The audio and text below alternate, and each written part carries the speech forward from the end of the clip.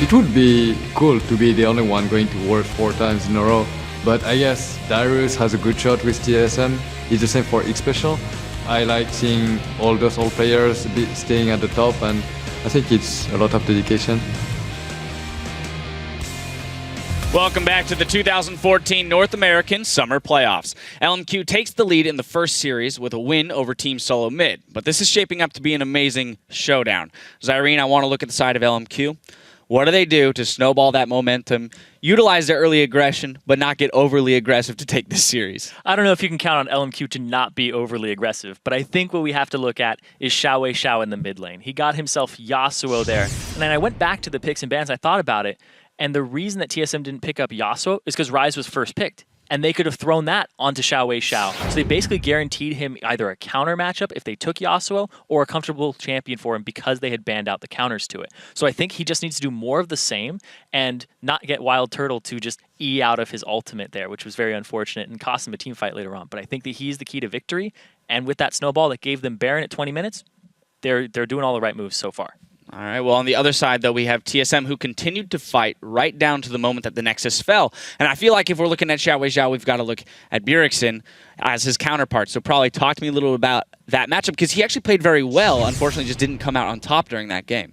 Yeah, I think what a lot of people aren't going to notice is XiaoWeiXiao was with 12 CS a minute or something like that, and Bjergsen on Fizz, who's not as good of a farmer, or in some cases is a not good farmer at all, he was keeping up with almost like 10 to 11 CS a minute, which is really, really impressive.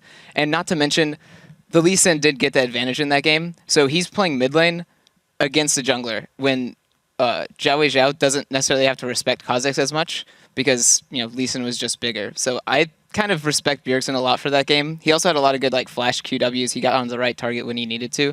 And I know the position he's in where you're in mid lane and you're 0-0-0 and you're just getting out farmed by XiaoWeiXiao, and then yeah, people are dying on the other side of the map. It's really hard to kind of keep your composure and, you know, be able to make an impact after that. Definitely a tough position to be in, that you play as well as you can. That's all you can ask for. Now, XiaoWeiXiao's positive outlook and pure love of the game has quickly made him a favorite among fans and his fellow pro players as well. 我觉得从国内到现在，我不管是从自己还是个人的话，都有很大的进步。因为刚来的时候可以说是在国内算打得不怎么样的，主要还是自己的心态吧。以前的话，可能说有的时候输了一些比赛，或者说普通的 rank 游戏之外，就是心情会不开心，然后就变得有点烦躁。之前他是打就 solo Q 的时候是。特别认真的，就每一场都要赢。之前是会就嘴上会一直不停的逼逼，不停的说的。不管在输还是赢的话，都心态会比较好一点。还没有来到美国的时候，我们以前就经常听说过 TSM， 然后 CLG 这些战队的名字。还没有打职业的时候，就经常能听到这些战队，觉得他们就特别厉害，听说在北美这边。然后过来之后，能跟他们交手，还是感觉到比较荣幸的。我跟Bjergsen还有Wei-Jun就是在线下也是很好的朋友，我们什么都会聊，大部分都是关于一些游戏的事情。Talking to XiaoWeiXiao is always interesting because sometimes we don't get what the other person's saying half the time, and then we just like we realize it and we just start laughing. Joking in games in between scrims and meeting him in solo queue and things like that. He's a very like happy and really nice person, and I just always thought he was a nice guy. As they were in NA for longer, his English also improved a lot, so it became easier to talk to him. He's always wishing other teams luck, and after we won our best of 5 against CLG, he was like, great job guys. By now, like, we're really good friends, and I hope that we both can go to Worlds. 我上一周是以一个观众的身份去台下看他们打比赛。平时的话，还是有支持的战队，觉得这支战队赢了，可能说对我们有利。上次是一个观众的身份去，我觉得只是希望看到精彩的比赛，不管说谁赢谁输，我都会，只要有精彩的镜头，都会跟着其他观众一起欢呼什么的。And I saw a picture of him sitting in the crowd, just looking all happy and watching the game, and it's really cool that he does that. I know he's good friends with both me and Shifter that we're playing. He calls us both the dog in Chinese. Everyone here in NA is just really respecting of LMQ and feel like they're really integrated as an NA team. If they get to Worlds, they're going to be representing everyone in North America on the big stage and trying to make us proud. 从过来之后，就一直在尽力去融入到北美，去学习这边的文化，然后去学习英文，去更好的与粉丝交流跟互动。然后我们也快在很努力的去融入到这边的生活中。然后如果能代表 S4 能代表北美去出战的话，还是比较开心的。 Probably you have faced XiaoWeiXiao in the mid lane. What are your impressions of him, and can he carry LMQ to the title? He's a really, really impressive mid laner. When you kind of watch him in Spectator and LCS, he's always getting 10 CS a minute, 12 CS a minute. So that's something he just can do when he wants. And a lot of people don't know because they don't get to see him in scrims. But in scrims, he's insane. He go all in like level 2, and he's just trying to farm you in lane basically. So I think if he wants to flip the switch and just be an aggressive player, he can do that. And that kind of gives their team a lot of flexibility in what they want to do, depending on if side lanes are winning or side lanes are losing. He can kind of farm it out, or he can just go aggressive and carry the game. Well, that makes me even more excited to watch him play in this next game, as well as the rest of the guys out there on those teams. So we're going to send it right over to Riv and Jap to take us into the game. Thank you very much, Dash, and we are just about ready to get into Champion Select. Obviously, the mid lane is going to kind of stay as our featured matchup, of course, and I'm excited to see some level 2 all-ins, if that's a possibility. Maybe that'll happen. I mean, we had a big question coming into Game 1, whether or not LMQ was going to be rusty from a month off. It was a long few patches. They're not rusty. They started that game so quickly and so decisively, and as they were saying, a lot of that had to do with the comfort picks they were able to pull off in Champion Select. When you're on the other side of the map, red side, that's generally the counter pick side of the map. They just blindly picked Ryze and Yasuo and said, bring it. So I wonder if they'll switch that up, or if they're just going to pick their 2 soul lanes with their first 2 picks on that side. Definitely throwing a stick in the spokes with all the mid bans for Bjergsen to throw him onto Fizz. Definitely not something he enjoyed, but Bjergsen's fight prowess always comes out in the late game, and he was 5-1-5 at one point and kept just going for the team.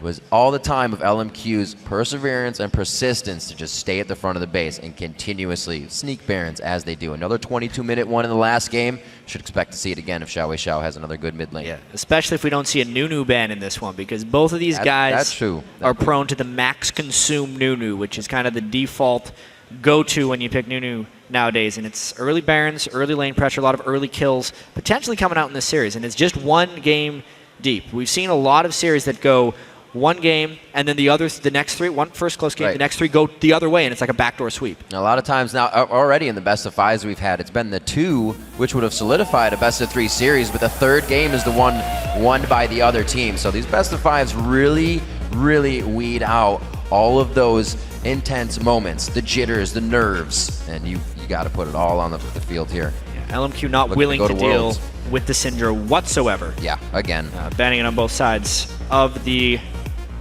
rift, as you could say. Dyrus doesn't want to deal with Nidalee on either side, so I feel like those 2 bans will remain static throughout the series. It was amazing on your screen. Okay. Zillion goes out. They waited till the very end of that ban timer. I thought maybe they didn't ban, but yeah, interesting actually how they just decided to ban the Zillion instead of going for it themselves. One thing Loco Doco said in his vlog after the quarterfinals was Lustboy was just able to play Nami the entire time, but he had another support train that is even better, is what he said. Right.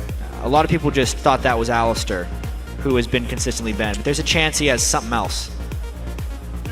Fairly similar bans this game, it only changes the Maokai. First Ryze. Exciting. They say, how do you like this? Look familiar? Picking up the Ryze. May just be a Lucian. What support do they want? We had a Thresh banned out by Team Solo Mid last time here. So maybe actually picked up by Lustboy. Or I'm sorry, by LMQ. We sure the teams switch sides? These are the same blue side, red side picks as the last game. First pick Ryze. In similar shoes, TSM picked Lucian Nami with their first red side picks here. They have hovered the Lucian, but Nunu is available. That's a big one. That's what LMQ did in some of the first week of the LCS was bring out this Nunu, and then he just lived in your jungle, and he probably will. Amazing's not going to have a fun time. A lot of it is just about soaking damage, something Nunu does better than almost any jungler here. Lee Sin is up, though, if Amazing wants to break that guy out.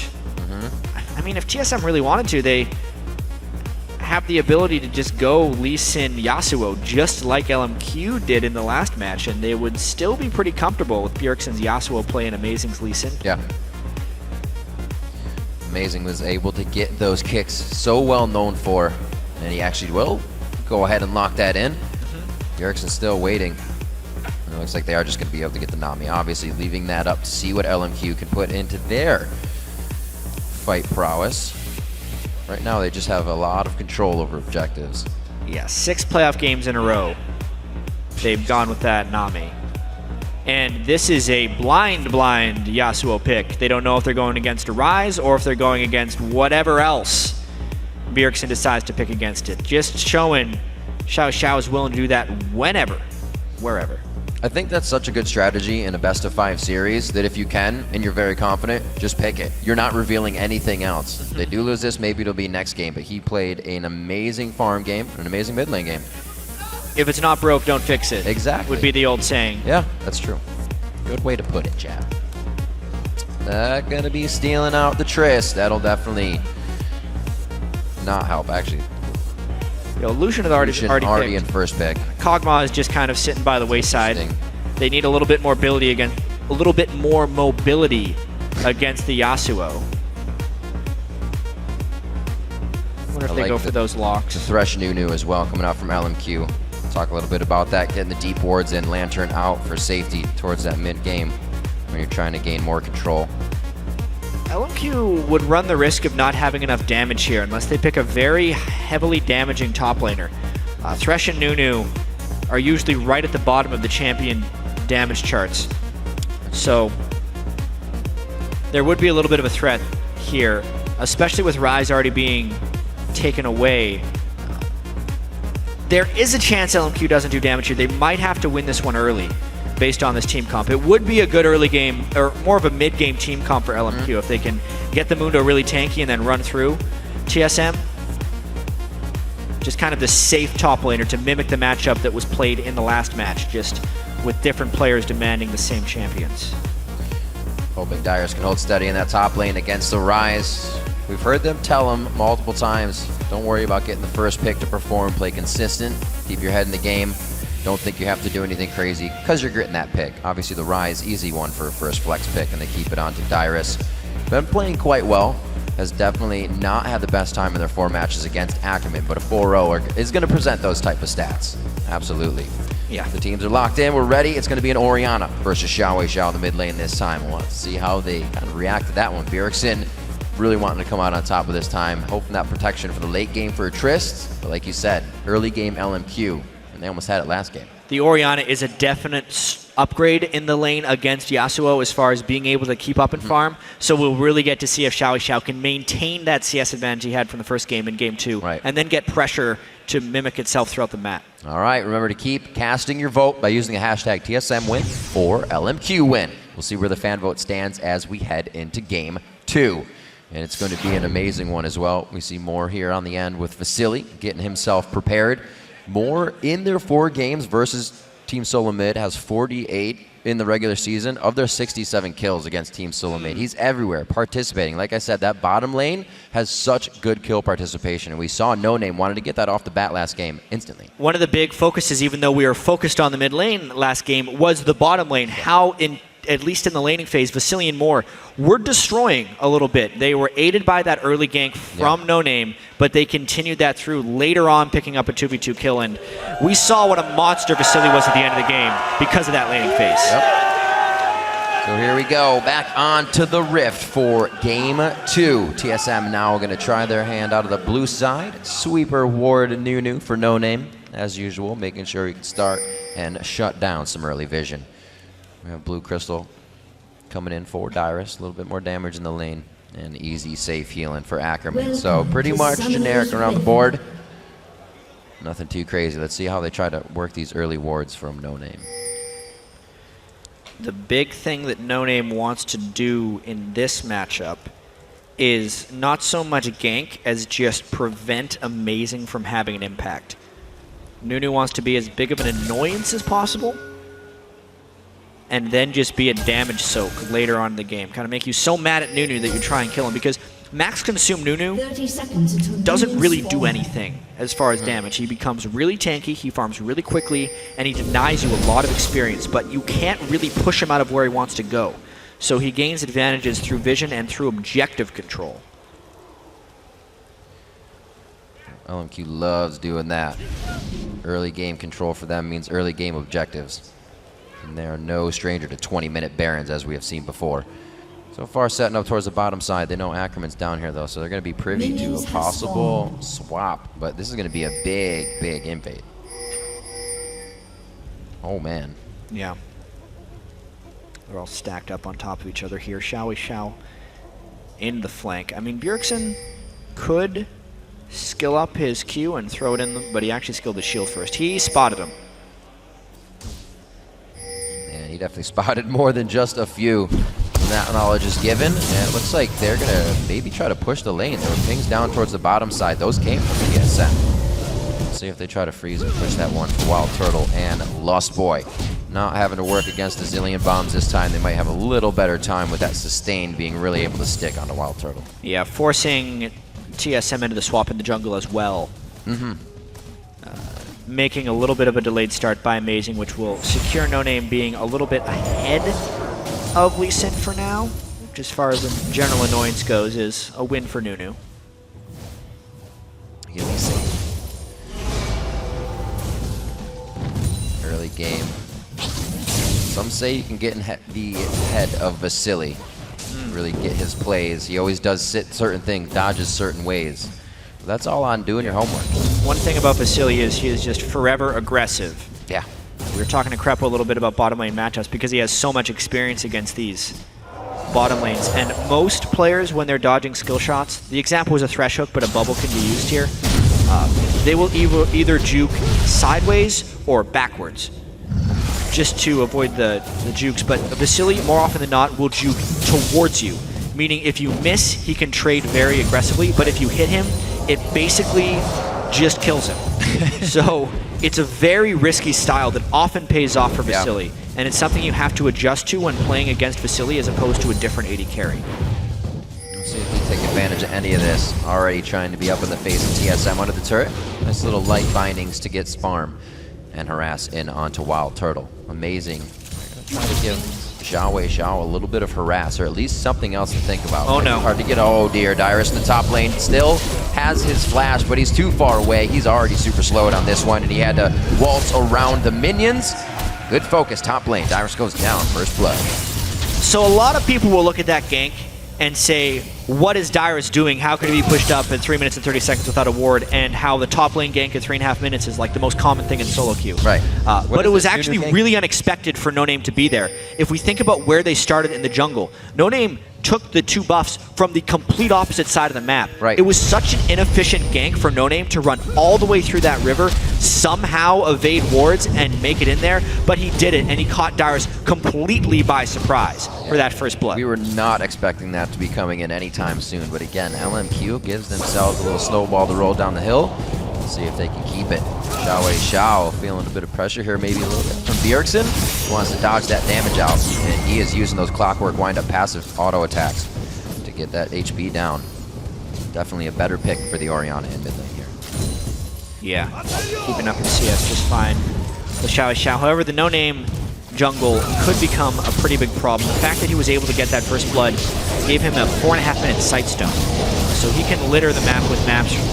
Litter the map with wards now. Right. And the second someone gets a little bit aggressive, they'll go. He's actually maxing his Ice Blast as well, so he's a little bit more about lane presence. Just saying, here I am. Yeah. Or that. Or he's just gonna farm. Very interesting. So, this is a lane tax if I've ever seen one. This is a paycheck. Yeah. They're just trying to shove Bjergsen in. I think XiaoWeiXiao wants to shop, but he didn't want to lose a wave.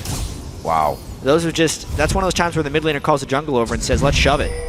And look at now he's level 5. Still stayed up in the majority of CS, 5-4 here. It's going to be a slow, gets that Sonic Wave, the Resonating Strike to keep it, but he cannot keep up with the Blood Boil this early in the game. So a little back and forth. Junglers know where each other are. It's going to relieve a bit of pressure, but a little mid-game games. And I was mistaken on the Nunu skill order, actually. NoName has decided to go with Max Ice Blast Nunu this game, which is the classic Nunu build. The Max Consume is something that has become a trend lately. This gives NoName a lower amount of objective control, but better dueling capabilities. Maybe it's because he's ahead, or it's just the way he plays. Dexter also does Max Ice Blast Nunu.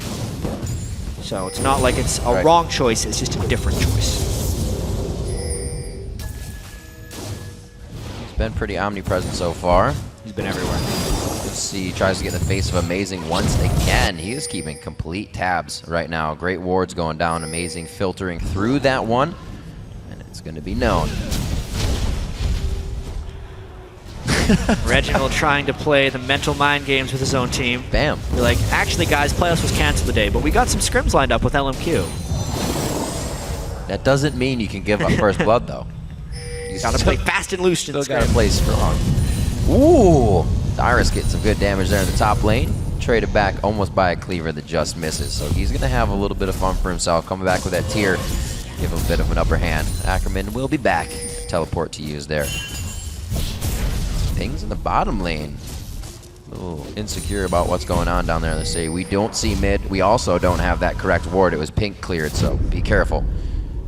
See, everybody's got eyes on the map for bot lane of LMQ. NoName with really good vision control early. This will be the silent battle that goes on in this game. Who has the vision and how that affects the lanes, because we'll see the CS numbers, but a lot of it will have to do based on the work of NoName and Amazing. Amazing trying to get Spirit of the Elder Lizard as quickly as possible, whereas NoName has just rushed that Sightstone straight off the bat. And he's not afraid to show himself every time either. He's all about the ward clears. If they see him, so what? His ganks have actually worked every time he's been into lane or really pushed for LMQ's favor. Ackerman trying to get some deep wards as well. They are on the ball with these. And look, they have pinks all across their side, so TSM is not getting in for any forward wards of their own. It's very difficult, if not impossible, for TSM to make aggressive moves right now. Just because there are 5, if you count them, normal wards within TSM's jungle territory. Everywhere they decide to go will be knowledge into LMQ. So LMQ actually has the ability to set up all of their plays and avoid the TSM plays right now. So unless TSM is making 1v1 plays in lanes that do not require vision advantage, they can't do anything right now. Well, Bjergsen's doing a lot better against XiaoWeiXiao in the mid lane here, and on probably a higher main champion that he usually plays out in the solo queue or even professional play. So no Fizz this time for him. He's doing quite well on a tier stack, actually, with the rest of the team for that late game. Interesting.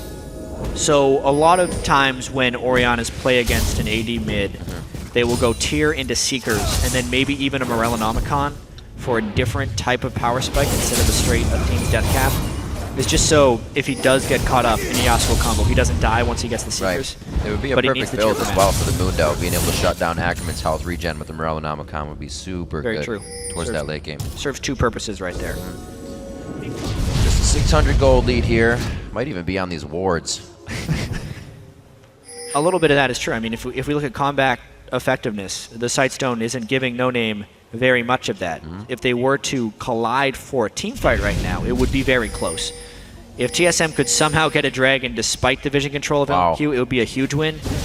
Dyrus has walked down, and they know they have the teleport advantage. They're actually going to be able to get this. Very nice rotation. This one coming from most likely Bjergsen in mid lane, as he's feeling a lot better in this matchup, and they are able to just do this right in front of LMQ. No contest there.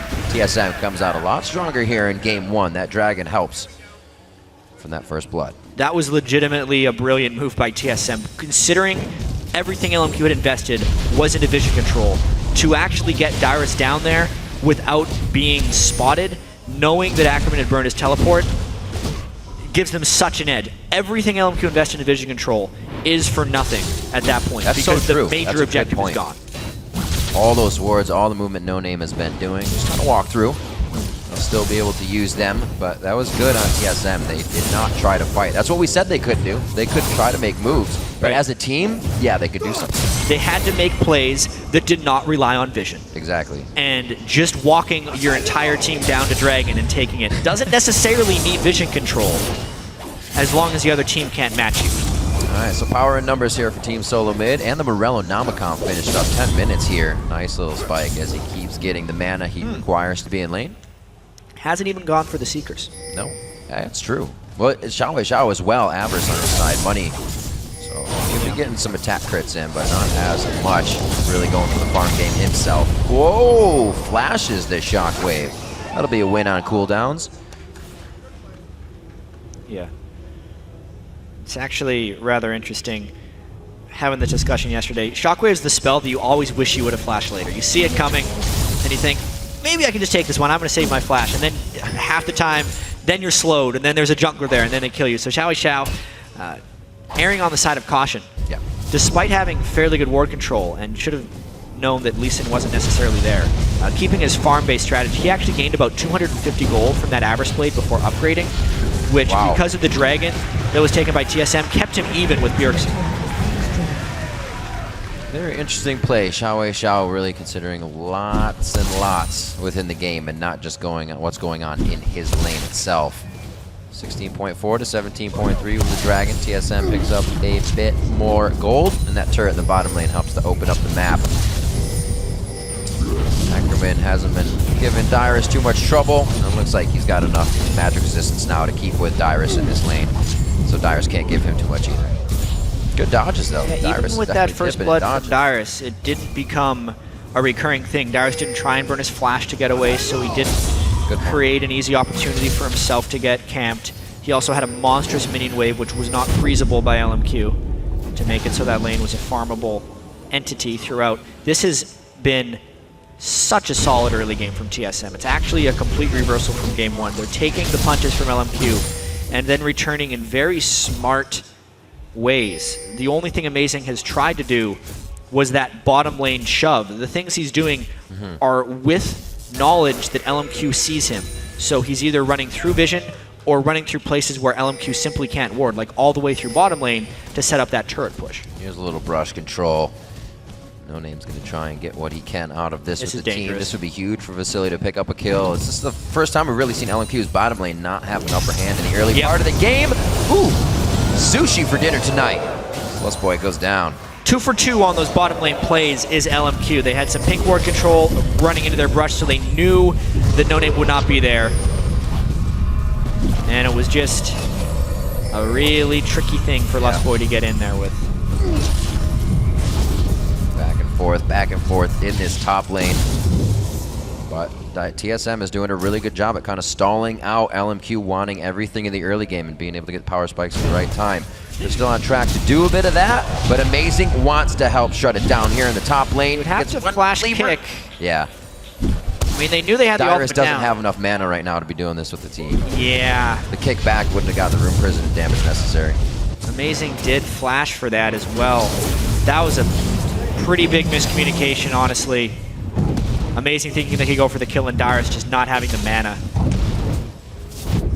They're attempting. Bit of a flubber there. We'll see if they can get it back into control. Not something that's really going to play on their mentality too much. Unsuccessful ganks are just something you got to try again. See the Infinity Edge already at 14.5 minutes for Vasilii. Those passive shots are really what he's counting on to strike. Vision control has been lost in this bottom lane as well. It's really affecting the ability for WildTurtle to farm here. Additionally, XiaoWeiXiao picked up LMQ's own red buff, which may prompt some split pushing or even just more threat in the mid lane. LMQ just continuing to try and play this vision game. They lost a few mini fights with the dragon and the bottom turrets, but they definitely gained something back when they caught Lustboy. Now the added denial. What's TSM going to do to counter that? It looks like they're grouping mid. Ooh, Dyrus is going to cut off NoName here a little bit. I actually see NoName. He had to walk down there. The rest of the team's going to be coming up to him. He knew he had enough time to just get that vision down. Slow movement from the rest of the team, but it looks like they are going to gather mid, as you were saying, as Vasilii and more take control of top lane. They're going to try a turret trade right here. You can see LMQ has invested in the top lane. TSM sending everyone in the mid lane. They have a minion wave as well. Ooh, that's already warmed up very nicely, so they could be getting a little bit more out of this. Oh, it goes past the wall. They're able to get it on XiaoWeiXiao. They still got the buster shot to close this one out, and that goes to the young WildTurtle.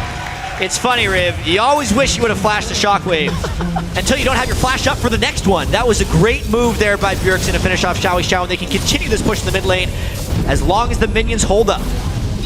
LMQ scattering a little bit. Bjergsen playing very well, throwing out the damage in the mid lane. Just in time for the Dragon as well. They have the on-the-way pings, but they did burn multiple critical cooldowns in that last fight. XiaoWeiXiao will be rezzing and trying to make it up, but they're going for the catches. Wow, indeed they're going for the catches. A little hop from WildTurtle, able to get the slow on to get that kill going down for Amazing, and it looks like they're now headed for Dragon. Definitely a different game for game 2. So many TSM fans in the crowd trying to cheer him on here.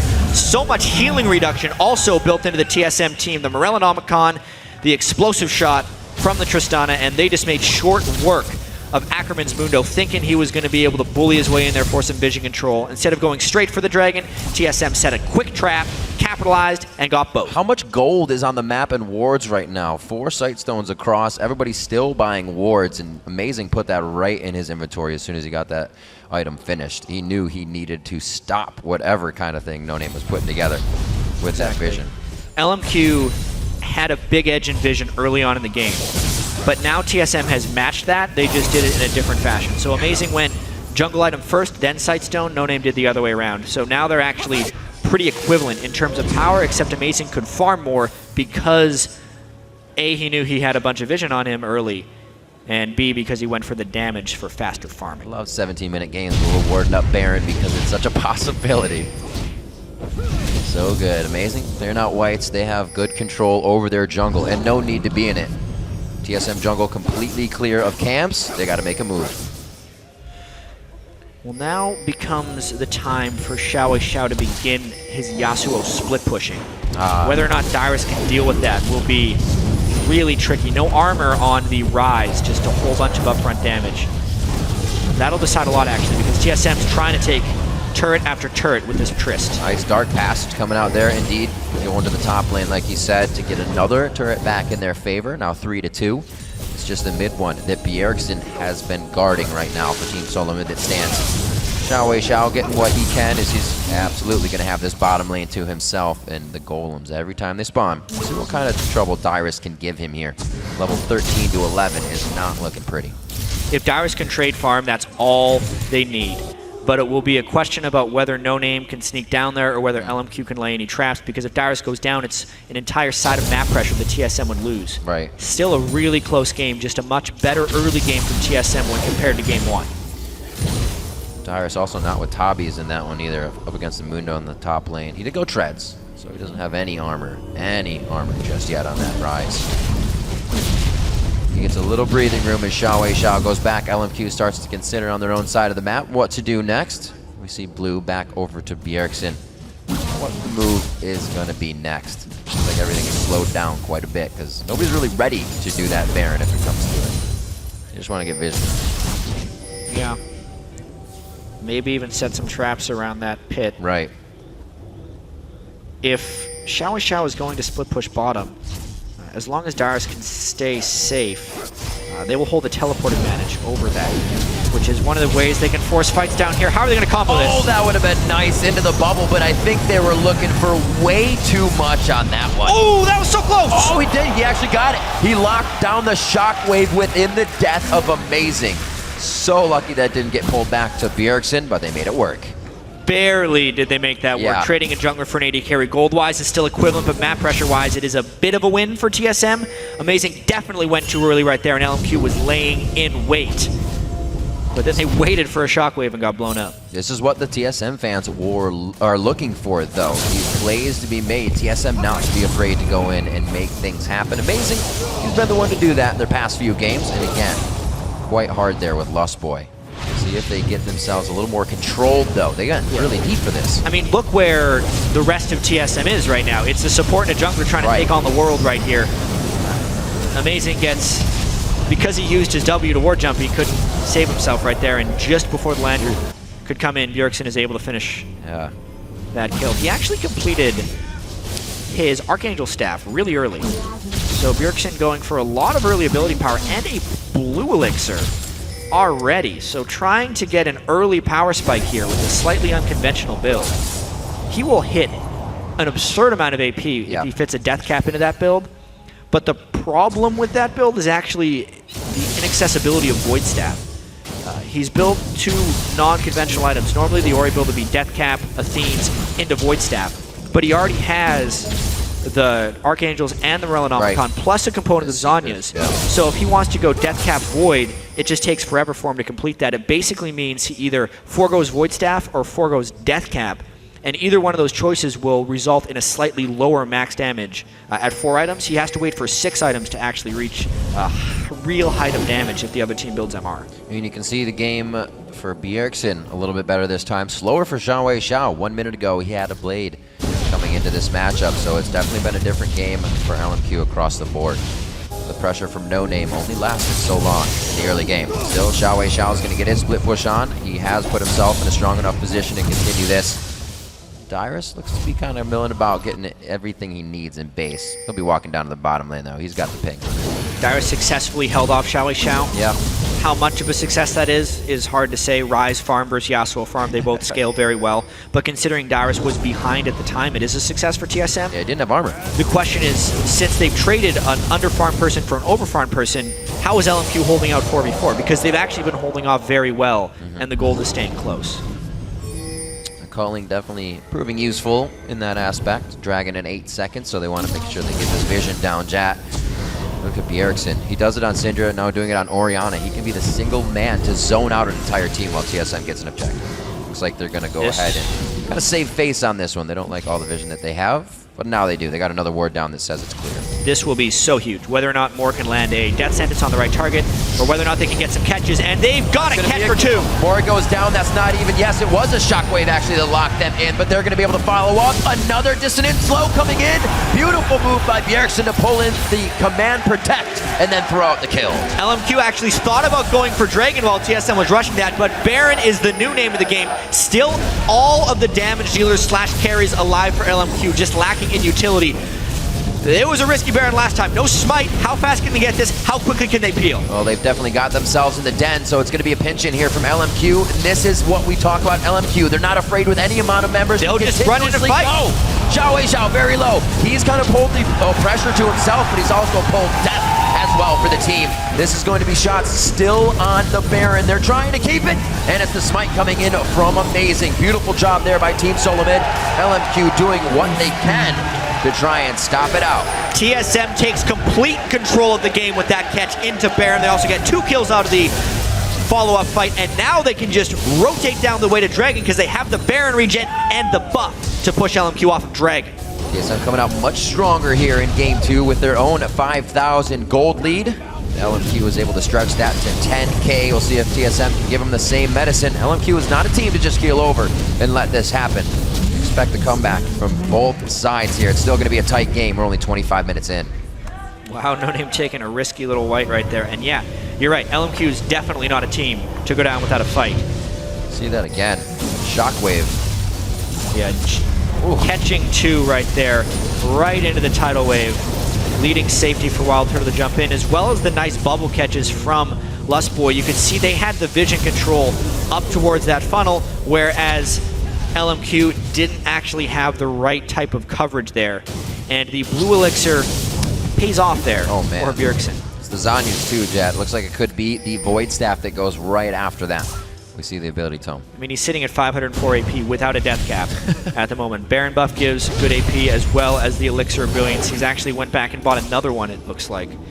XiaoWeiXiao has not had time to build damage, so one of the highest damage forces of DPS coming out of them. He goes down instantly by just a dissonance and whatever. Shockwave will probably take him out with a ball move.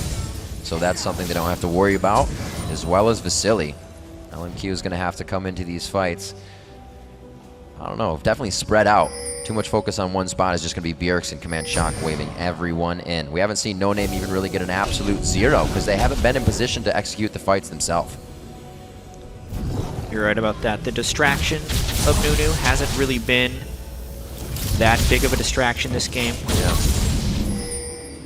Just have worked around him very nicely. WildTurtle, because the gold lead has reached a point of some pretty heavy damage. This could be a threat, though.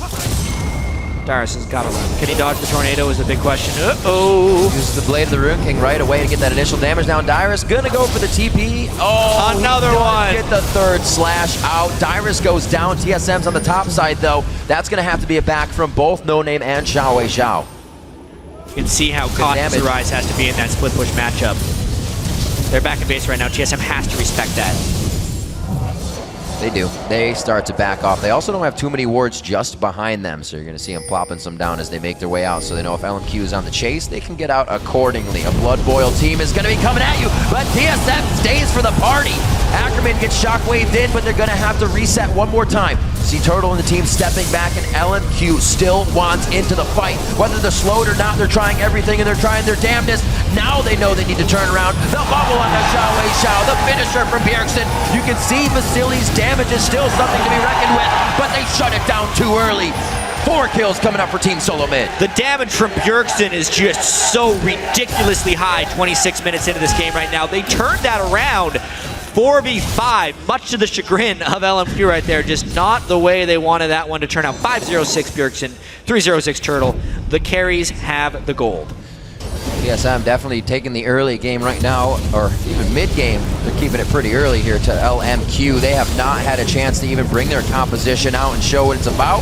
TSM's already taken down the inhibitors. They have an 11,000 gold lead this game. They're going to give LMQ a little bit of their own medicine. This is pretty much a complete reversal of the first game. LMQ was looking for a 30-minute win, and then they almost lost the game on a turnaround here, and now TSM may actually get the 30-minute win with another fight. Oh, XiaoWeiXiao going down. A very nicely used exhaust coming from Lustboy. Ackerman's on the front side. You got WildTurtle with grievous wounds, as well as the Morello Namakan. Mundo's not healing. The inhibitor's going to go down, and Teams Solo Mid, 14-4, 28 minutes. Already know they have the top side open. They're going to go in on the Nexus turrets. Hey, maybe TSM has won their first scrim on LAN against LMQ right here, because they have dominated LMQ. 15,000 gold lead, 28-minute win. Beautiful job. Team Solo Mid takes game 2.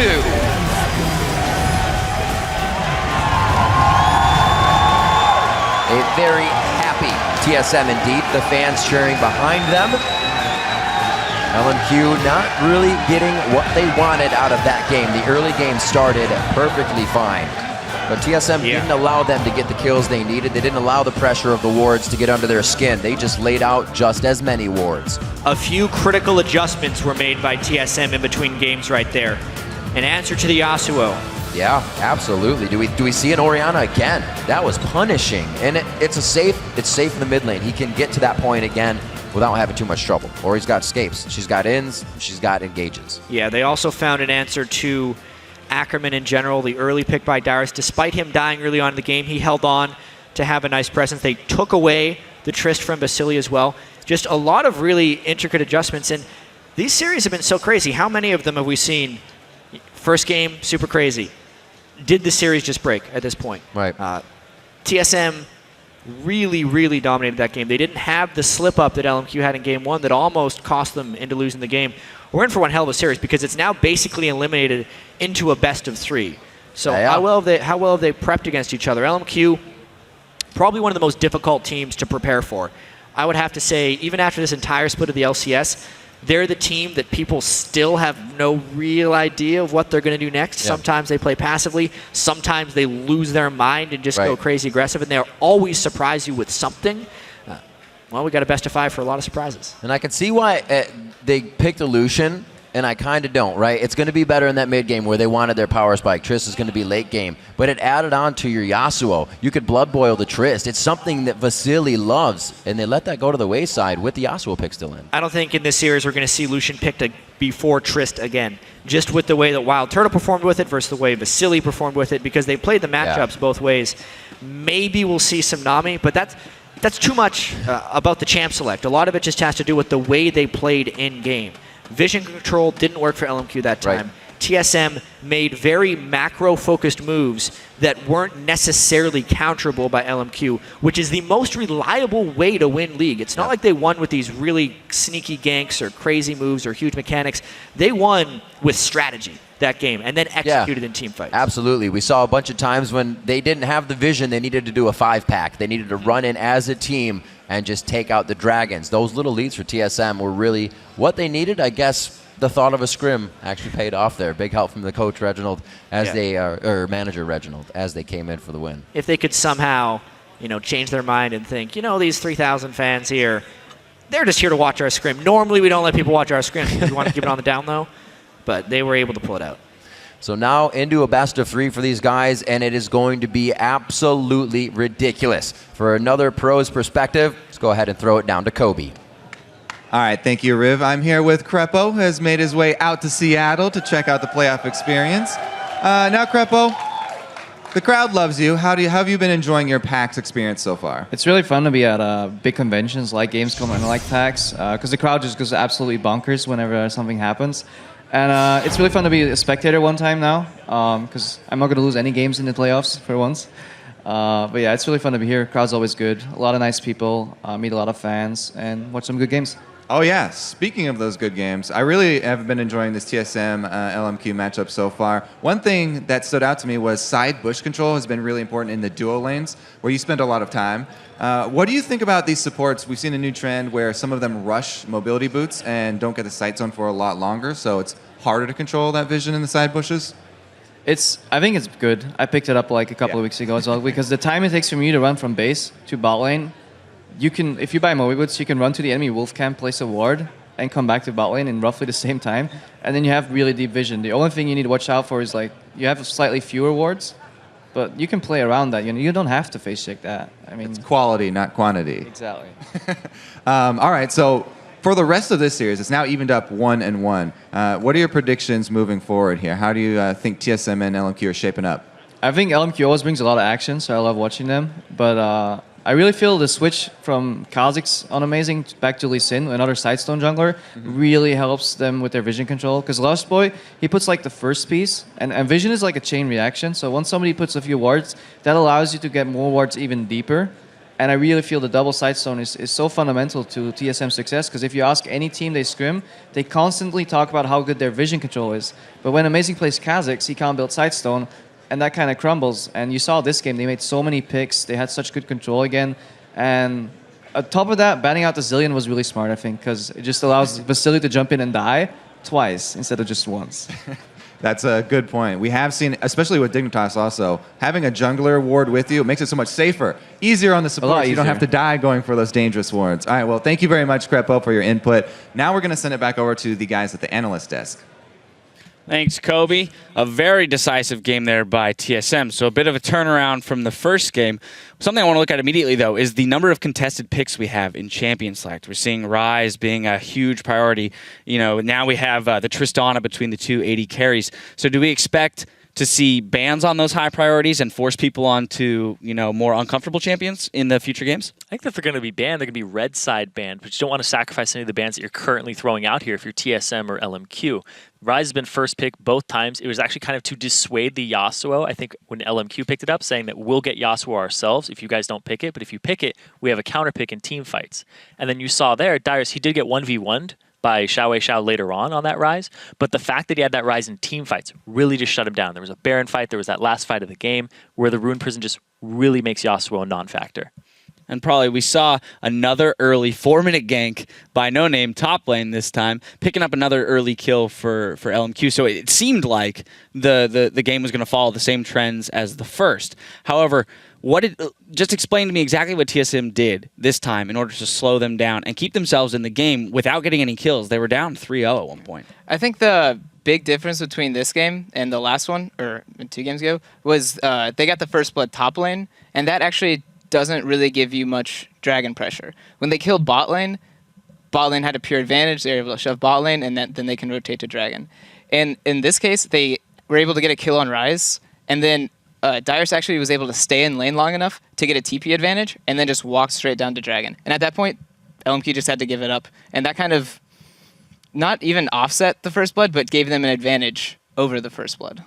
Now, at the beginning of the game, Reginald sent out a tweet saying that the pep talk he gave to his team, and we actually showed the tweet in the middle of the match, but the pep talk he gave was, "Hey guys, this is no longer a best of 5 playoff series; it's a scrim." Is that the kind of mindset that TSM needs to be in? Especially you, probably you've played them in scrims. How differently do they play when they're on stage versus when they're in a scrim? I think it's pretty similar to all teams. Everyone has kind of the luxury to play more aggressive, more of the style they want to, because they're not playing for the team necessarily in a scrim. They're kind of wanting to improve the team and improve themselves. So yeah, TSM in scrims is similar to LMQ. They play way more aggressive. So yeah, if they want to treat it like a scrim, I'd say they definitely have a better chance of winning that way. Let's take a look at some of their aggression as we saw Tristana jump in at about 23 minutes into the game. They get a pick in the mid lane. We're going to pull up this replay. Zyrene, go ahead and walk me through this because it's a pretty big change in terms of the flow of the game. All right, well, we'll start rolling the clip out now. You can see that TSM, they're at the Dragon, but this is actually when they get the Shockwave pick on, and then this leads up to a Baron eventually. We do see the Tristana jumping in, and they have that reset there, but he just closes the distance. They get NoName. The jungler's off the field. You lost your control around the Baron, and LMQ, they aren't even set up to counter this at all. They aren't set up to walk in there, so they go in this blind. They have to get a vision ward in there. They put the stealth ward up, and then Bjergsen, he pulls off as if he's out of position, and XiaoWeiXiao tries to section him off, and there's the Rise Rune Prison to shut down Yasuo's gap closer, to shut down his damage, and he completely gets zoned out of the fight and destroyed immediately. I love that Bjergsen feinted out of the pit to pull XiaoWeiXiao and his aggression towards him, because it baited him completely. Yeah, very decisive calling here. This time on the side of TSM, netted them 2 more kills there than the 2 they had already gotten in the mid lane. So a pretty huge gold swing. Now from there, the game kind of exploded in terms of speed. TSM roamed around the map. We saw the usual kind of team play style, their aggression, and they matched LMQ's aggression. So now, in the first game, I had asked you guys what you do against LMQ's aggression. Probably you said match it with more aggression. That's exactly what they did. So what's the adjustment that LMQ makes now? As they've seen, TSM's not afraid to bring it to them. Yeah, I think LMQ needs to make sure they're getting that Rise top lane, because Ackerman definitely seems a lot more comfortable on Rise than on Mundo. He can make more plays and kind of thing like that. I do think they're doing well with the Yasuo pick. I don't think they should change that really. And then bot lane, I'd say they just need to kind of pick for lane and kind of try to crush Lustboy and WildTurtle. I think they should go for the Tristana if it's open, because they first round rotation that Lucian, and I thought that Vasilii on Tristana was just so convincing. Why would you give that up? He's undefeated on it currently in the LCS. Why? Like, that's a big question for me, is why would you do that? He went to try and go beat the lane. He did by about 30 CS, but it's still Tristana. Tristana in the meta currently, in the way she is, she will get all of these resets. She will scale into the late game and just shred through a team. I don't know why he did that. And this time, TSM had the tools to protect that Tristana. Yeah. Ori with the shields, Nami with the the healing and the disengage, as well as Rise with the Rune Prison. So there was a lot of safety there built in for the Tristana. So yeah, it will be very interesting to see if they can test that pick in the next game. I do want to jump into one more replay before we get out of this game. 26 minutes in, we see a nice 4-for-0 by TSM up in the red side jungle of LMQ. It's a pretty good example of their shot calling and the way that they can turn a fight. We're going to pull that up on your screen right now. Probably, I'm going to let you take this one. So this fight actually looks really good for LMQ just because it's a 5v4 right now. Dyrus is still dead, so he doesn't have TP. So the fight initiates where they're trying to pick off more, and they end up hoping the Orianna ult will hit more. And at this point, it's a 4v4, and they don't have Ori ult. So LMQ is still feeling really good about this fight. They have Yasuo ult, so they start going back in. And TSM does a great job spacing and then immediately re-engaging when Ackerman gets too far out.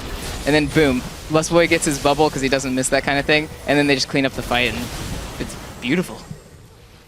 Now, it seemed like at that point in the game that it was unwinnable for LMQ, given the fact that they were against Tristana and Rise. And we did see TSM close it out pretty soon after that, but LMQ stayed very aggressive. Is that a misstep? Should they have tried to stall it out, or is it really just, you know what, we have to put up a last stand somewhere and see if we can take a fight? If you're going to take a 5v4, I think that's where you do it. You take it at that point. And I think that the fact that LMQ never plays like they're behind, they're always contesting things. I think that the Baron was a little too over-aggressive from them when they went in, and they didn't have vision control of it. They didn't have a jungler. XiaoWeiXiao was just looking for Bjergsen. I think that was too aggressive of a play, and they shouldn't have done that. But that play right there, I think it could have worked out for them if they had positioned and actually had Yasuo ultimate up for that fight and had landed it. But Lustboy was right on top of it, and it also was on cooldown from the Dyrus gank bottom. All right, well, here's hoping that both of these teams stay hungry and stay aggressive, because we've got more of this adrenaline-packed semifinal coming up with Game 3 between LMQ versus TSM. The NALCS continues right after this.